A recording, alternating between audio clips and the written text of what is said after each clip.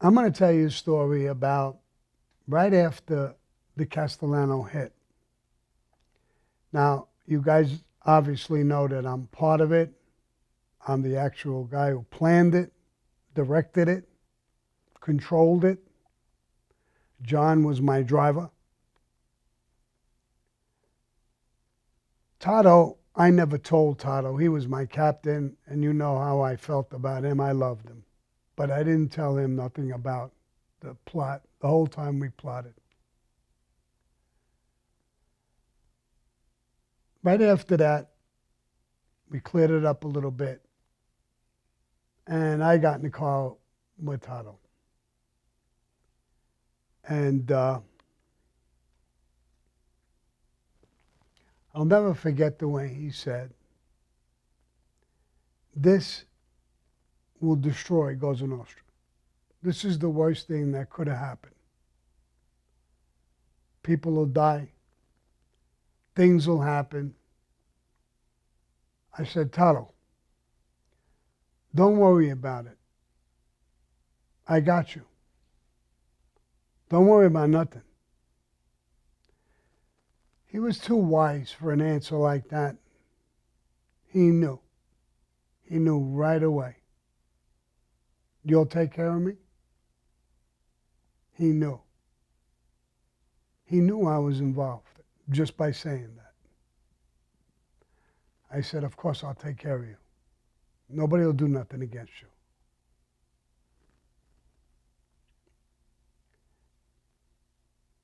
John had taken over already as the boss, and Frankie DeChico as the underboss. He said, "What I'd like you to do is make an appointment for me to sit down with John and Frankie." I wasn't made a captain yet. It was that quick after what happened. I said, "Why? Why do you want to sit with them?" "I'm telling you, I got you, bro." I thought he was worried. He wasn't worried. He said, "Sammy, it's time for me to step down. Many, many people will die. This could destroy Cosa Nostra as we know it. You, from here on out, you always have to watch your back. You're smart as a fucking whip. Pay attention to words, moves, moments, expressions. When they make an appointment, where, why? Pay attention. You're my son. I want you to stay safe." "I'll be safe, Tato. You know I could take care of myself. And you know I could think." I went back and I made an appointment with John Gotti and Frankie DeChico and told them that Tato wanted to talk with him. They gave me a time and a place. I picked Tato up. He was dressed to the nines. It was like a celebration in a way. It was like going to a funeral in a way.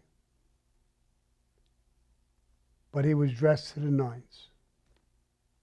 Gangstered up. Diamond pinky ring, watch, suit, tie. Looked like $1 million. I took him to this diner and I let him go in. I wouldn't sit in this meeting. It's not my place. I was his acting captain. He was a captain. John was already the boss. Frankie DeChico was the underboss. He went in and sat with them. They told me later what he said and did. He told them that it was time for him to retire, for him to step away.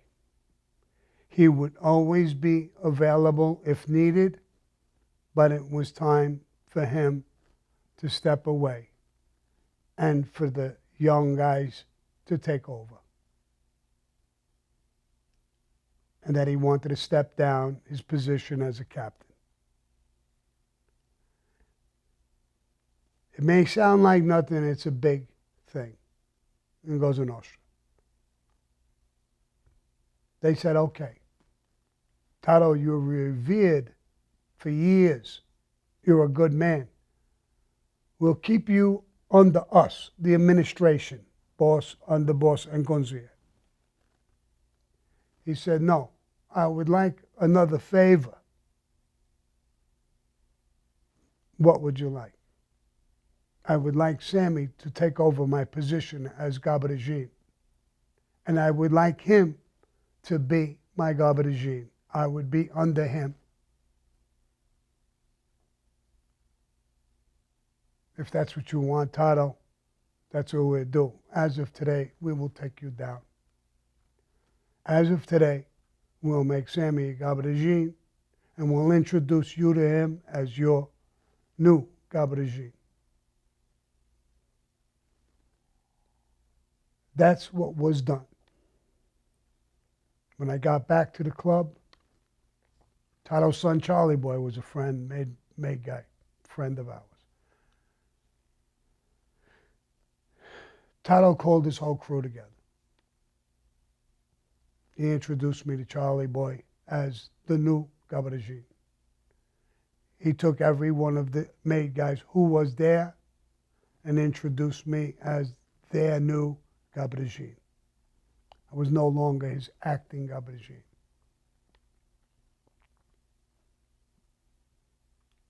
It was a solemn thing. It wasn't a happy thing.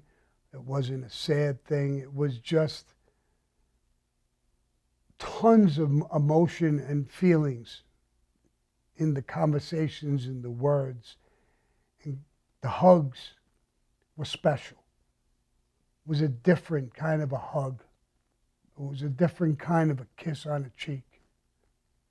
It had meaning. It had so much meaning to it. He stayed home for a while. I would tell his son, pick him up and bring him to Tally's where I would stay. There was a chair when he would come, and he would sit in this chair. That's Tato's chair. He was the boss of us. That chair was now mine. But when Charlie would bring Tato down, I would not sit in the chair. I would sit on the side so he could sit in the chair. May not mean anything to a lot of different people who sits in what chair or what goes on, but there's so much emotions and feelings and respect in that. I'm a captain. I'm his captain. I'm sitting at the side. That shows everyone else what we're about. We're not about ego. We're about love and respect and loyalty. Doesn't always happen, but that's what it's supposed to be most of the times. We went on for a long time. Tato died of old age before 90, before I was arrested. Me and Charlie Boy were always close. For the way I treated his father, we became closer yet. Years later, when I cooperated, they had sent a hit team down to take me out. Didn't work out. Charlie Boy was a hunter, big game hunter, bear, deer, stuff, great shot. He could shoot the eye out of a bird at 200 yards. So they got Charlie Boy. and told him to come down and kill me at long range. Tato was gone a long, long time. He refused. Refusing a direct order, you could be killed. He told them he didn't give a fuck. He refused.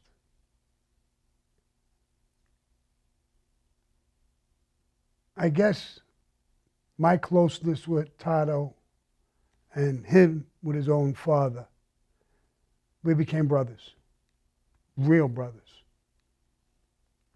We didn't come from the same mom, but we shared the same dad.